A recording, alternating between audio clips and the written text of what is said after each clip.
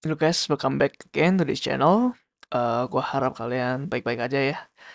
Eh, kita lanjut ya di modul relational database. Sekarang kita akan membahas banyak hal sebenarnya mengenai komponen-komponen yang ada di dalam database.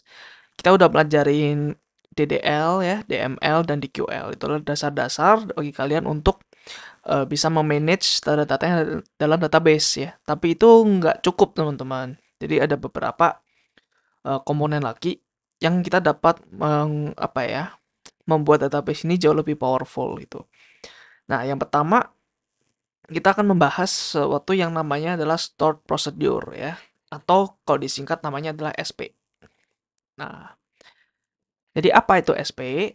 SP adalah set of SQL statement dengan nama yang pokoknya ada namanya lah ya. SP itu punya nama yang ada di dalam database di bentuk yang tercompiled. Jadi itu bisa di-share di beberapa program. Nah, jadi store procedure itu kurang lebih mirip prosedur di programming ya. Mungkin kalian yang udah mengikuti video gua dari modul programming, kita belajar mengenai prosedur dan function gitu.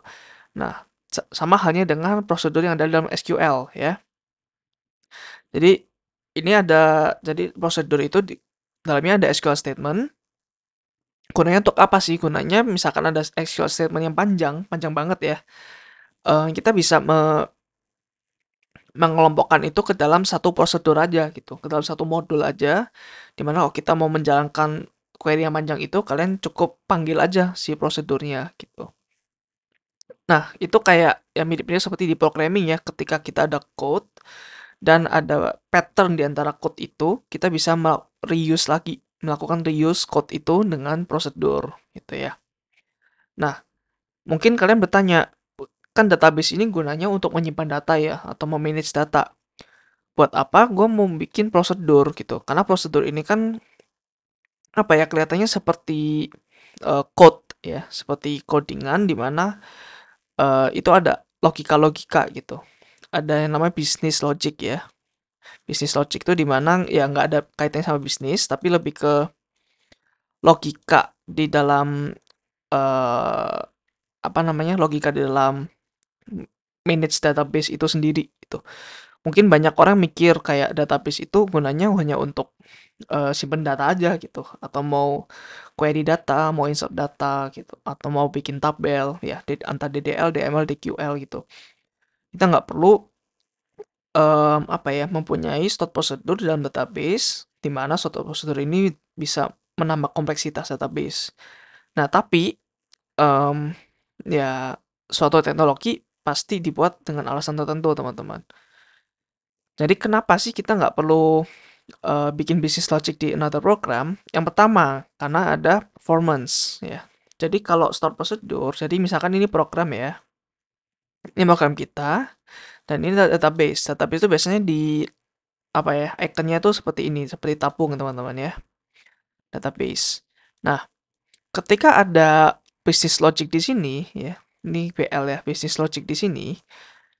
Nah, kita akan apa ya namanya? Kita akan mencoba query database, terus balik lagi. Nah, terus kita run business logicnya, kita lihat datanya. Oh, ternyata gue maunya ini, gue nggak mau kayak gini. Jadi logikanya di dalam sini. Terus kita mau coba lagi ke database, terus dia return lagi sesuatu, terus kita ke database lagi, dan seterusnya gitu ya. Nggak, eh, apa ya, jadi ada banyak pulang pergi di sini. Ada banyak yang namanya round trip ya. Bahasa Inggrisnya round trip dari code kita ke dalam database gitu. Nah, kalau di SP dalam database, jadi SP-nya dalam di sini, teman-teman. Nah, jadi enaknya apa kalau ada SP dalam database? Ya, logiknya hanya ada di dalam DBMS-nya aja gitu. Jadi kita nggak perlu round trip seperti ini gitu ya. Jadi yang pertama bisa meningkatkan performance dan reduce network traffic ya. Network traffic itu tadi ini ya, round trip itu. Kemudian alasan terakhir karena database security gitu ya. Jadi bisa database ini adalah data yang sangat-sangat penting ya, contoh seperti saldo nasabah di sebuah bank. nggak sembarangan program bisa mengakses gitu. Atau kalau bisa pun pakai SP aja di dalam DBMS-nya, karena DBMS ya relatively ya lebih aman daripada codingan-codingan liar di luar environment database itu. Nah, ini adalah contohnya ya, contoh kita buat prosedur. Jadi ada create prosedur ya. Ini kayak DDL ya, mirip ya. Jadi kalau DDL kan dia create tabel, create database atau apapun itu. Nah, kemudian ini nama prosedurnya teman-teman. Nama prosedurnya, kemudian sama kayak di programming, jadi ada namanya parameter, ya. Parameternya dan namanya juga, dan ada tipe datanya, ya. Terus di sini kita ketik aja ya language PL, PGSQL, kemudian pakai S, petik 1 ya, petik 1 dan petik 2 di sini. Ini adalah SQL statement yang di dalam prosedur itu. Jadi SQL statement-nya kita awal dari begin dan end. Kemudian misalnya kita mau insert into tabel publisher dengan nama ini kolom ya, kolom di tabel publisher ini juga kolom, tapi value-nya gua mau ambil dari parameter yang sini gitu, dari vname. Itu juga bisa kayak gini. Ya, jadi mirip banget seperti prosedur dalam programming gitu ya. Kalau prosedur dalam programming kan biasanya apa ya? Void ya, void add publisher gitu. Terus ada ininya ya, ada parameternya. Kemudian ada brackets-nya di sini ya, curly bracket-nya. Nah, terus ini statement-statementnya. Jadi kalian bisa lihat di sini curly bracket ini adalah seperti ininya ya, s petik dan ada petik di sini. Jangan lupa ini titik koma harus ada ya teman-teman. Ya, jadi ini lumayan strict juga untuk titik komanya. Nah, kira-kira seperti ini untuk membuat prosedur. Jadi um, ini kebetulan cuma satu statement ya di sini. Tapi ntar bisa aja prosedur banyak statementnya. Jadi ini gue cuma mencontohkan aja supaya gampang dilihat gitu. Nah, kemudian juga bisa yang di bawah ini. Kita bisa pakai petik satu ya. Petik satu di sini. Atau mau dolar-dolar gitu. Dolar-dolar sih kelihatannya lebih bagus ya secara apa namanya, secara sintaks juga ini konsisten warnanya gitu. Jadi ini udah nggak dianggap sebagai string, ini udah dianggap sebagai statement SQL itu sendiri. Itu. Nah, kekurangannya dari petik satu itu seperti ini teman-teman. Ketika kita mau mencoba pakai literal value di sini, misalkan petik tes gitu ya. Kalau pakai petik di sini kita harus ini ya, kita harus kasih ini 2 kali gitu. Supaya nggak dianggap petik yang ini untuk menutup ini. Ya. Tapi kalau yang di dolar-dolar, kita nggak boleh melakukan hal itu. Jadi dolar-dolar mungkin lebih preferable ya bagi sebagian developer Postgre. Seperti itu teman-teman. Nah, untuk nge-call atau menjalankan prosedur ini kan kita hanya mendefinisikan aja ya. Kita hanya mendefinisikan, kita nggak benar-benar manggil prosedurnya gitu. Untuk melakukan manggil prosedurnya kita pakai call di sini ya, publish the procedure. Kita coba langsung aja ya, teman-teman. Jadi kita mau apa tadi? Create procedure ya. Create procedure. Tadi itu namanya add publisher procedure. Procedure, jadi vname ya. Varchar, kemudian ada v address, varchar, language, pl, pg, sql, s, dolar-dolar. Gue pakai dolar-dolar aja biar enak. Nah, begin, dan ada end gitu ya. Terus kita bisa insert into publisher, kolom nama dan kolom address. Terus values-nya kita ambil dari vname yang ada di parameter prosedur ini dan vaddress. Ini kita hanya buat aja ya di sini. Ini kenapa error? Karena ini harus ada petiknya ya. Alright. Nah, di sini kita bisa lihat prosedur di sini ya. Kita bisa refresh. Nah, di sini kelihatan ya prosedur kita. Oke, udah kebuat prosedurnya, sekarang kita call ya, kita panggil prosedurnya. Jadi kita langsung ketik aja call di sini. Ini juga reservoir dari SQL ya. Atau user prosedur, kemudian namanya ya kita mau misalkan publisher tadi 12 ya. Publisher 12. Jangan Jakarta deh, misalkan Tangerang gitu ya. Gue pindahin dulu.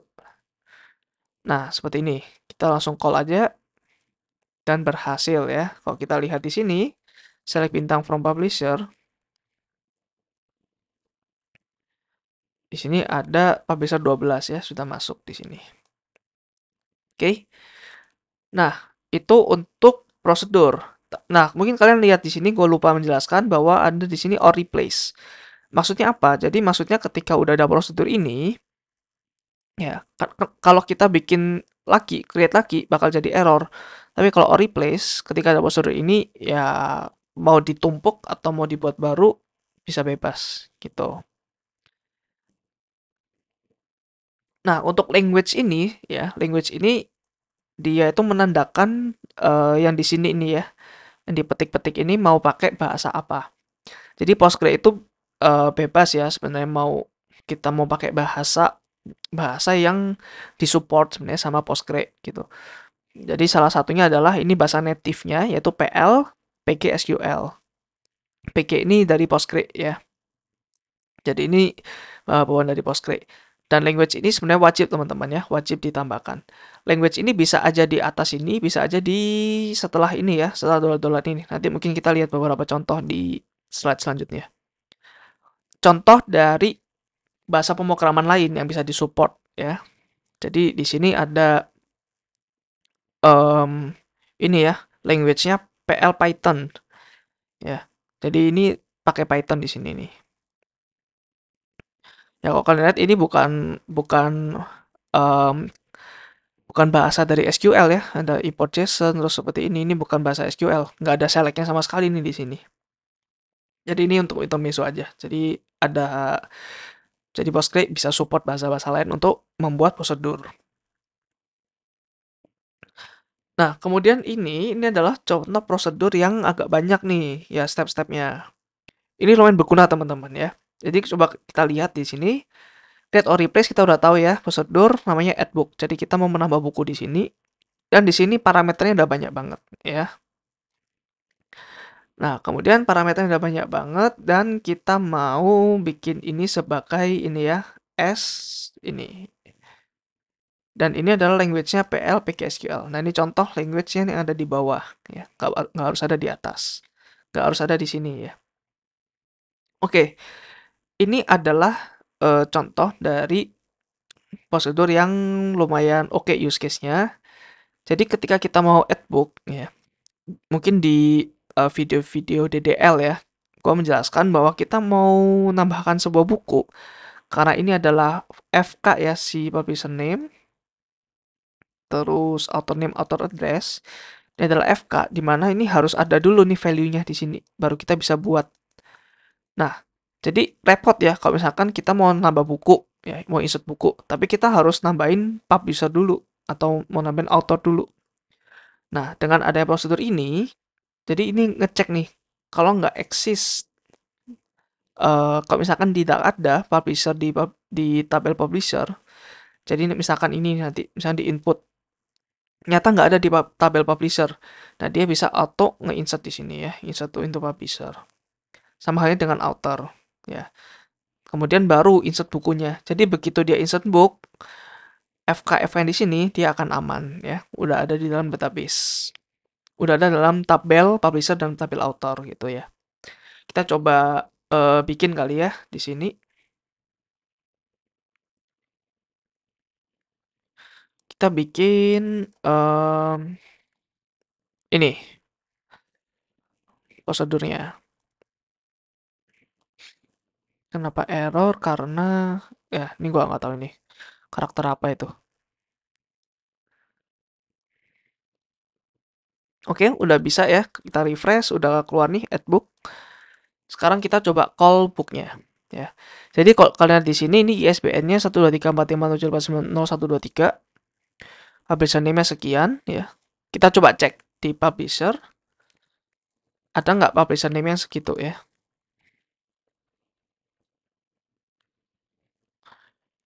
Ada nggak publisher yang namanya tadi apa?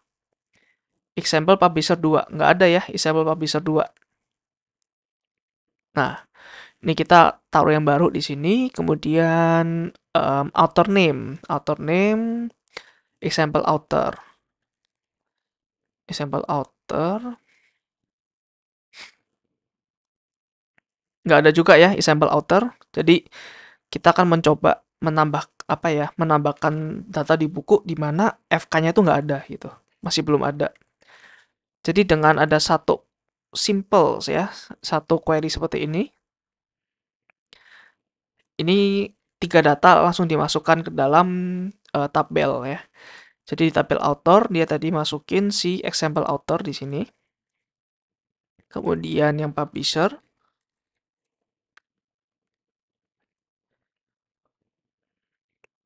ya, example publisher 2 di sini ya. Kemudian di bukunya. Jadi dia tambahin publisher sama author dulu baru buku. Nah, ini buku yang tadi ya. Jadi seperti itu teman-teman untuk penggunaan prosedur yang lumayan oke gitu ya use case-nya. Oke, kemudian kita lanjut ke function. Jadi function ini kalau kalian udah belajar prosedur dan function di modul programming, kalian bakal cepat nangkepnya. Jadi function ini mirip-mirip seperti prosedur ya, tapi prosedur itu lebih ke dia itu do something, lebih tepatnya dia itu kayak lebih ke DML-nya gitu ya. Mau insert, mau update, tapi kalau function dia itu kita mau return sesuatu. Gua mau berharap dia return sesuatu, mungkin seperti TQL gitu. Nah, contoh get or replace, kemudian di sini function ya. Tadi kan prosedur nih. Jadi ini function, kemudian nama functionnya dan seperti biasa variabelnya. Sorry, parameternya. Kemudian di sini jangan lupa kasih returns, karena function itu kan banyak tipe datanya ya. Kita mau return string, mau return number, atau mau return tabel, itu bebas gitu. Jadi kita mau coba return string, satu string aja, S ini ya, mulai dari sini sampai sini nih. Dan language-nya PLPG SQL seperti biasa. Nah, mungkin yang baru di sini adalah declare. Jadi declare ini dimana kita bisa melakukan initiate dari sebuah variabel ya, mendefinisikan suatu variabel. Sini variabelnya namanya details, tipe datanya varchar. Kemudian di sini baru kita mulai ya untuk code-nya. Jadi semua deklarasi-deklarasi variabel tidak ya ditaruh di dalam declare sini. Jadi misalkan nanti ada variabel apa ya? Umur gitu, bisa aja umur di sini, yes. Di bawah details ya, di bawah details. Umur terus misalkan integer gitu. Ya, bisa. Nah, kemudian di sini select name. Nah, ini ada double pipe. Ini adalah operation dari Postgre. Nggak tahu ya di DBMS lain apakah bisa. Ini tuh gunanya untuk concat ya, untuk menggabungkan string. Jadi di sini kok kalian lihat di sini kan select from publisher ya. Publisher kan ada namanya. Jadi nanti uh, nama publisher ada di sini. Ya. Terus dia digabung nih ya, digabung dengan string ini, koma address. Terus digabung dengan addressnya si publisher tadi. Terus font dan seterusnya. Jadi ini ya semuanya ini adalah satu string yang sama gitu ya. Ini adalah satu string. Kita mau masukkan ke dalam ini ya. Ini pakai select into details. Nah, ini cocok ya. Ini kan satu string dan details juga satu string nih. Ini varchar. Kemudian ya ketika namanya sama dengan publisher name yang ada di sini ya. Yang ada di sini nih.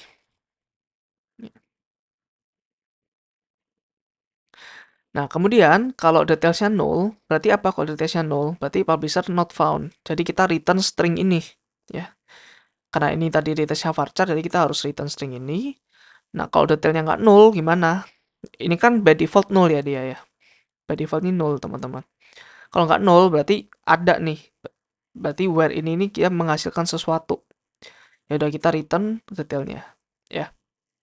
Sekarang kita coba praktekkan. Oke, di sini ya. Nah, kita lihat di kiri sini di function. Kita refresh dan kita lihat di sini udah muncul function di sini ya. Oke, kita tinggal call aja sebenarnya sama seperti oh sorry ini bukan call. Kalau prosedur adalah call, tapi kalau function kita pakai select ya. Dia bisa select. Kenapa select? Karena kita mau expect sesuatu yang di print ke kita ya. Get publisher details, terus value-nya adalah publisher one. Kita lihat hasilnya guys. Nah, ini adalah satu string panjang ya, dengan tadi concatenation seperti ini. Ini adalah namanya, kemudian tadi ya, koma address titik dua ya, koma address titik dua, terus ini address benerannya, kemudian koma phone titik dua dan seterusnya gitu. Nah, ini untuk function yang dia return sebuah string. Kita juga bisa function itu mereturn sebuah tabel ya. Contohnya di sini. Kita mau get book details. Jadi di sini parameternya adalah ISBN. Oke. Nah, di sini returns, jadi kan returns varchar ya. Di sini kita returns table ya, di mana nanti outputnya kira-kira seperti ini nih. Kita returns table, kita juga harus definisikan skemanya yang ada di sini. Lumayan agak repot sih sebenarnya ya. Kemudian begin end, ada begin end dan returnnya kita harus perlu kasih explicit return query ya, di mana return query ini yaitu query-nya adalah sebagai ini, seperti ini gitu. Ya, getbook details ini contoh ketika kita mau menjoinkan 3 tabel sekaligus ya. Jadi nggak hanya bisa 2, bisa aja tabel 1 di sini, tabel 2 di sini, ya, tabel 3 di sini. Semuanya kita joinkan dalam satu tabel ya. Itu bisa, bisa banget ya. Jadi ini ada on-nya juga dan ini ada aliasnya, ada aliasnya, ada aliasnya. Ya, kira-kira seperti itu. Mungkin kalian bisa coba sendiri untuk function ini. Dan cara manggilnya pakai select bintang from. Seperti ini anggap aja sebagai tabel biasa ya. Karena dia kan returnnya tabel. Returnnya query. Gitu. Oke, lanjut di trigger. Oke, jadi trigger ini adalah ya definisinya seperti ini. Dia adalah jenis spesial dari store procedure. Jadi ini termasuk store procedure atau function ya sebenarnya. Yang secara otomatis dia akan terexecute ya, dijalankan. Tetapi dijalankan itu kapan? Yaitu menjalankan itu berdasarkan respons dari set event tertentu ya. Dari specified table to view. Jadi maksudnya gimana? Maksudnya misalkan di sini ada table ya. Maksudnya di sini ada table. Kemudian ketika ada operasi di sini, misalkan ada insert atau ada update atau ada delete ke sini gitu ya. Jadi ada trigger di dalam tabel ini yang otomatis dia akan dijalankan ketika ada event-event ini, event ketika insert, update atau delete dalam tabel ini, gitu ya. Nah, ya tadi ya eventnya include insert, update, delete atau bahkan specific event tergantung dari DBMS-nya gitu. Nah, gunanya trigger apa sih? Gunanya trigger itu untuk pertama untuk enforce business rules. Jadi misalkan ada aturan tertentu ya, misalkan apa ya, gaji nggak boleh minus atau umur nggak boleh minus gitu. Itu kita bisa bikin penjagaan di dalam trigger gitu ya. Kemudian kita juga bisa untuk memvalidasi data, ya sama lah ya seperti tadi business rule. Kemudian kita bisa memaintain audit log. Jadi kita bisa membuat log audit. Jadi audit ini gunanya untuk memeriksa ya. Jadi biasanya ada tim audit di perusahaan-perusahaan gunanya untuk memeriksa database kita. Nah, apakah ada sesuatu yang aneh atau sesuatu yang mungkin harus dipertanyakan sama tim auditnya, tim legalnya biasanya gitu. Kemudian bisa juga untuk mensynchronize table, jadi ada satu table dengan tabel yang lain harus sinkron gitu gitu dan masih banyak lagi ya. Jadi trigger ini langsung di dalam database level. Jadi dia nggak perlu sama seperti store procedure ya, dia nggak perlu bikin code lagi yang perlu round trip banyak ke dalam database. Oke, jadi sintaksnya seperti ini teman-teman. Eh create or replace sama ya. Jadi function kita bikin ada dua query di sini ya. Pertama kita bikin function dulu yang return sebuah trigger ya. Return trigger di sini. Nah, kalau kalian lihat di sini new ini adalah variabel bawaan dari trigger. Maksudnya new apa? New itu ketika ada data masuk. Ya, ketika insert. Ya, itu maksudnya new di sini ya. Atau misalkan update. Kalau delete enggak sih, bukan new ya. Kalau delete mungkin old kali ya. Gua lupa, gua nggak mendalami hal ini. Jadi mungkin nanti kalian research sendiri ya kalau delete gimana. Nah, ini new ini adalah data yang barusan dimasukin. Nah, kemudian last updated ini adalah kolomnya ya. Nah, ini last updated kolom ke current timestamp. Jadi current timestamp ini juga sama. Ini adalah variabel bawaan dari Postgre untuk ngeprint sekarang ini di detik si triggernya berjalan itu timestampnya berapa ya, di berapa detik gitu, di detik ke berapa. Mungkin biasanya pakai Unix time ya. Ini nanti kita akan belajar banyak mungkin masalah time atau tipe data ini di modul lain ya. Kemudian yang terakhir jangan lupa returnnya, karena ini juga return trigger. Jadi new itu termasuk trigger di sini teman-teman. Gitu, return the updated record. Jadi ya trigger itu adalah trigger di sini, new di sini, new ini adalah updated recordnya gitu. Nah, ini nih baru satu ya, baru setengah nih. Setengahnya lagi kita baru bikin triggernya beneran.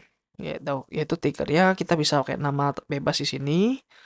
Kemudian, nah ini nih, before update on book. Maksudnya apa? Maksudnya sebelum ada update di dalam book, ya, kita melakukan trigger dulu. Ya, eh jadi ketika ada update di sini ya, ketika ada update, jadi sebelum datanya ke update, kita run ini dulu, gitu. Terus for each row execute function. Nah ini harus persis ya, karena ini adalah resolve word-nya. Execute function, kemudian ini kita masukin yang di sini, ke sini, gitu. Ya, sekarang kita coba lihat ya. Di mana pgadmin? Oh, ini. Oke, sekarang kita coba lihat. Oke, create function. Ini adalah function ya. Termasuk function masih belum trigger. Update book. Oh, dia nggak masuk function. Oke. Oh, dia masuk trigger function teman-teman. Jadi ya, function sama trigger function ternyata dibedain. Jadi ini masuk trigger function, kemudian baru kita bikin triggernya teman-teman ya. Kita bikin trigger di sini. Nah, trigger nyarinya di mana? Trigger nyarinya di dalam tabel ya. Singkat gua sih gitu ya. Dalam tabel. Nah, ini triggers ya. Triggers di book. Gitu. Karena trigger ini dia harus terkait oleh satu tabel, teman-teman. Nggak bisa kita trigger di dua tabel atau lebih gitu ya. Jadi lihat di sini, nah ini ada book before update. Ya. Oke, terus kita execute function ini. Nah, sekarang kita akan coba untuk nambah buku ya. Atau update buku deh. Oh, ini update ya, update ya.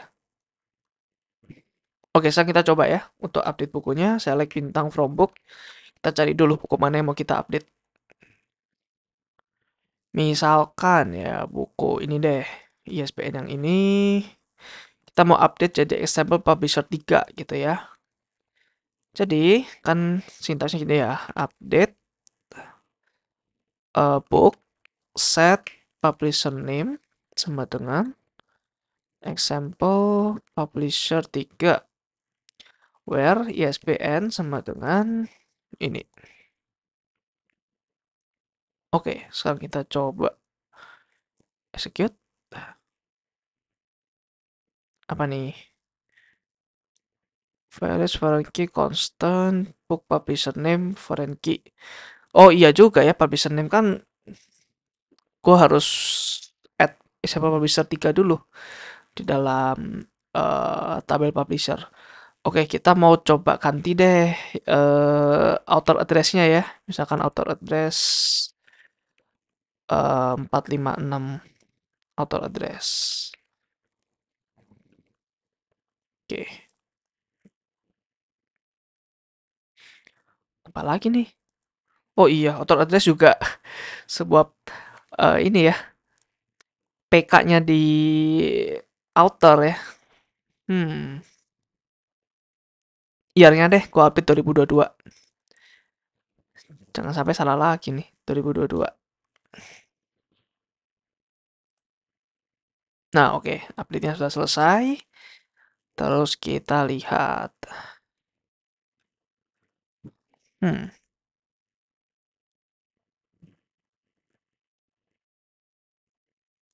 Oke, sorry guys. Tadi ternyata gua ini kurang enter ya, karena gua langsung copy dari PowerPoint.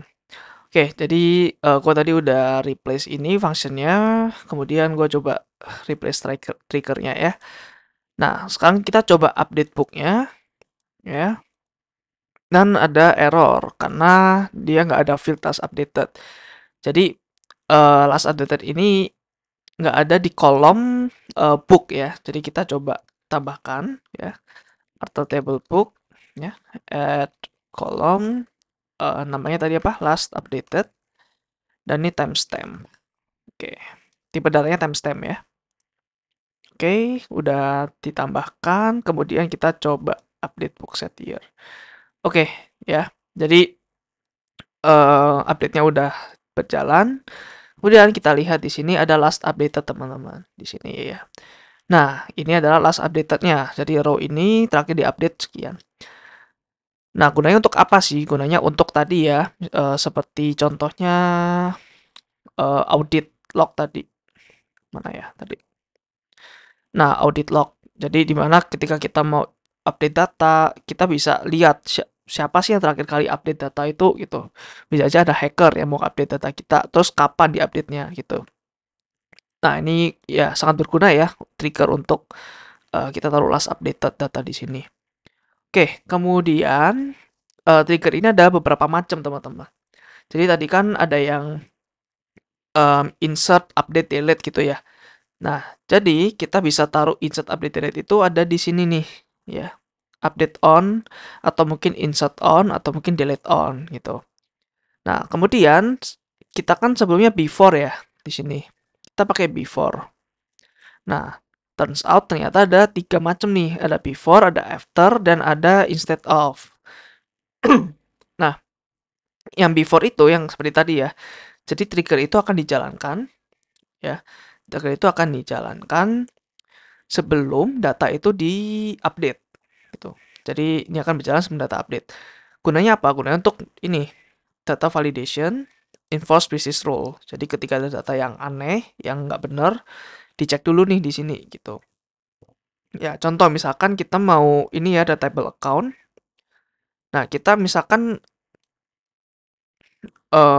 mau membeli sesuatu, bukan membeli, ini withdrawal itu kita mau tarik tunai di ATM gitu ya.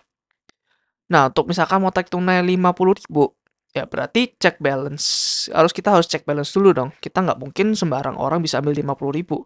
Gimana kalau orang itu punya saldo cuma 20.000 gitu. Nah, makanya di sini dikasih penjagaan. Ada when new balance, new dot balance, kurang dari minimum balance. Minimum balance kita mungkin set berapa gitu ya. Dan ya, kalau ini tidak sesuai, maka jadi ketika ini nggak sesuai ya, new balance kurang dari minimum balance ini kalau misalkan true, dia raise function ini. Ya, jadi ini mungkin keyword baru lagi ya, when. Jadi ketika ini true, dia execute function. Jadi kalau ini nggak true, ya ya udah dia langsung insert aja ke dalam account atau update ya, bukan insert, sorry. Kemudian after trigger itu jadi function ini dijalankan tepat setelah kita udah memasukkan data dalam database gitu ya. Jadi ini sangat tidak cocok untuk kalian untuk mengecek ini, mengecek data karena datanya udah dimasukin. gitu.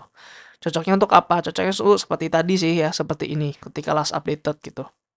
Ini harusnya ini after ya. Harusnya ini after. Lebih cocoknya after gitu. Nah, kemudian instead of ini kita bahkan nggak mengupdate apapun gitu, di dalam tabel. Jadi contoh ada tabel complex view ya. Nah, ini mungkin lebih tepatnya kayak gini ya. Mungkin skenario gini. Ini ada tabel yang kompleks banget nih ya. Jadi tabel ini sebenarnya dibuat dari tabel ini dan tabel ini ya. Tabel ini dibuat dari tabel ini dan tabel ini ya. Mungkin nanti ada proses ETL ya dari tabel ini ke tabel ini ke tabel ini. Nanti kita akan belajar ETL di video-video selanjutnya ya. Jadi yang mungkin gua mau tekenin di sini ada tabel misalnya T1, tabel T2.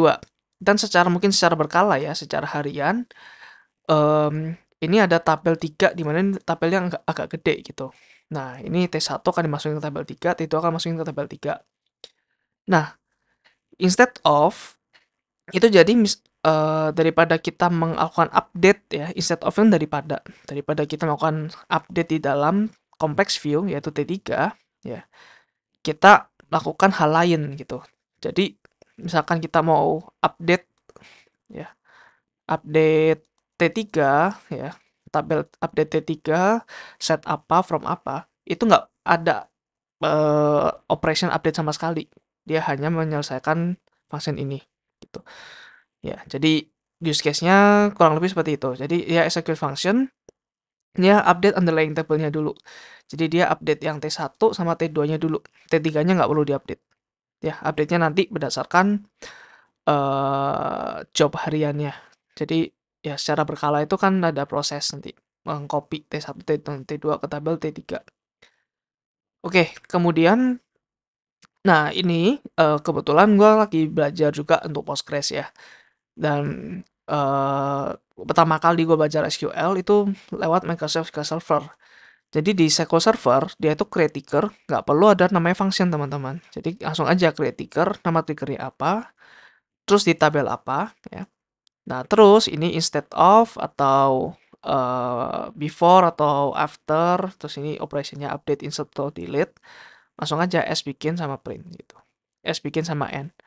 Jadi di Postgres mewajibkan kita untuk membuat function dulu ya, trigger function. Terus kita execute function itu di dalam trigger ini. Gitu ya. Ini adalah logic yang sama ya, atas sama bawah, tapi yang Postgres di bawah, yang atas SQL Server. Seperti itu. Jadi ini juga bisa print kita ya, print ke console.dbms-nya ya. Contohnya di sini nih. Nah, ini adalah console DBMS message di sini. Nah, ini bisa print, terus ini mungkin kalau di Postgres pakai raise exception. Gitu, teman-teman. Oke, kemudian yang terakhir ya dari video ini lumayan banyak juga ya. Jadi gua akan membahas database spesifik procedural language. Procedural language ini adalah language yang sudah kita pelajarin di modul programming, contohnya di bahasa C dan C++ atau Java gitu. Nah, procedural language ini dia ada ini ya, kayak ada if ya kan, ada if, ada for. Dia itu kayak kita itu bisa paham alurnya gitu.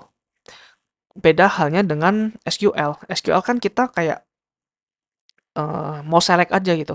Oh, gue mau ambil kolom ini di tabel ini. Tanpa kita mengerti database itu gimana sih di dalamnya gitu ya.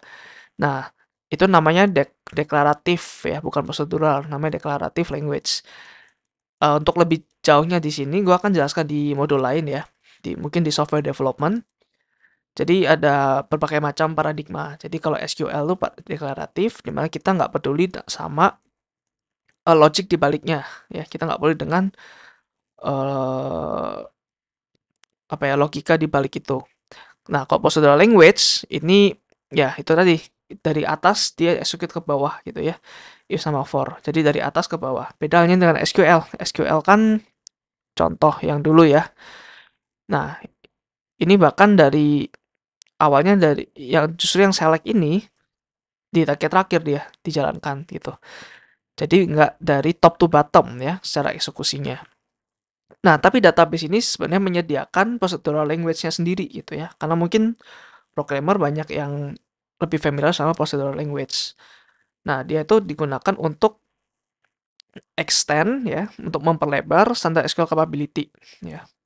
Memudahkan developer untuk menulis kompleks script, untuk mengotomasi tugas-tugas, dan untuk membuat rutin seperti SP tadi dan trigger atau function langsung dalam database.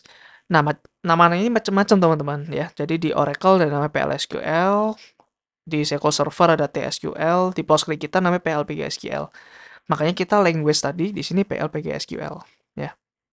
Karena sebenarnya yang kita lakukan di sini teman-teman dari semuanya tadi itu adalah procedural language yang disediakan sama Postgre. Contohnya ini ya, ini kan ada if nih di sini, ini kan seperti itu. Ya, untuk DB itu ada SQLPL dan ini ya macam-macam lah ya namanya. Dan ini tiap database vendor ini most likely beda-beda ya secara sintaksnya. Tapi untuk SQL-nya sendiri, untuk deklaratifnya most likely sama ya, karena ada standarnya sendiri untuk SQL. Jadi apapun yang kita pelajarin sebelumnya ya, DQL, mau DML atau DDL, mau kita terapkan di MySQL atau mungkin nanti di Microsoft SQL Server itu masih sama, mirip-mirip gitu. Nah, kita lihat di sini. Nah, ini juga ada language di sini ya. Di sini kita lihat ada language. Nah, di sini dan ada extension. Nah, mungkin nanti yang ada Python ya, yang mungkin kita lihat di slide-slide sebelumnya, kita mau tambahkan Python extension di sini juga bisa. Ya, jadi ini bisa di extend banyak capability ya, mau pakai Python kayak mau pakai apa gitu dan lain-lain. Nah, ini macam-macam sintaksnya dari procedural ya. Ada create function, return, declare. Kan kita udah semuanya ya ini ya. Bikin end, if then else udah tadi. Nah, yang bikin kita belum ini loop, while sama for. Execute udah ya tadi. Raise tadi kita udah lihat juga, exception udah. Perform ini juga belum ya. Ini apa ini? Dia itu menjalankan function dan solve prosedur without needing to handle a result set ya. Gue nggak tahu mendalami hal ini gitu. Nah, mungkin kita lihat ini dulu ya yang belum kita pelajarin ya, loop, while sama for. Jadi kita bisa lakukan for loop di dalam database ya. Jadi contoh seperti ini. Ada do ya. Ini do while ya.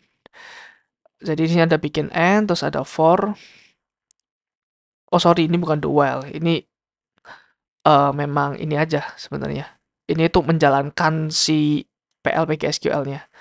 Jadi for counter, ini variabelnya, terus ini range-nya dari 1 sampai 5, kita mau loop. Jadi yang di ungu-ungu ini reserve word dari SQL ya. Terus raise notice, ini string-nya, kemudian ini string setelahnya gitu. Jadi bisa 1, 2, 3, 4, 5. Ini nanti replace si persennya gitu. Ya, terus end loop di sini. Jadi nanti ada raise exception, ada raise notice ya. Jadi ini mungkin untuk ngeprint message di sini gitu. Oke. Terus ini juga bisa kita declare. Nah, tadi kan kita udah melihat deklarasi doang ya, tanpa melakukan assignment. Jadi sekalian kita ada assignment di sini nih, pakai titik 2 sama dengan. Ya. Terus kita ini do while di sini ya. Ini kan for loop, ini do while. Ini di increment. Terus kita print. Terus kita ini while counter kalau bisa sampai dengan 5 dia exit. Nah, seperti itu teman-teman untuk procedural language ya. Jadi kita di video ini belajar banyak banget. Pertama ada SP, ada trigger, function dulu, baru trigger. Kemudian kita juga belajar mengenai database specific procedural language, PL, PG, SQL. Oke, di next video kita akan mempelajari tentang indexing dan bagaimana cara kita bisa mengoptimisasi DQL. Ya, karena kalau data kita udah miliaran, itu bakal lama banget ya untuk menunggu query itu. Kita akan mencoba mengoptimisasi gimana caranya biar query kita bisa lebih cepat. Oke, that's all for me teman-teman untuk video ini. Terima kasih udah menyaksikan sampai akhir ya. See you in next video. Bye.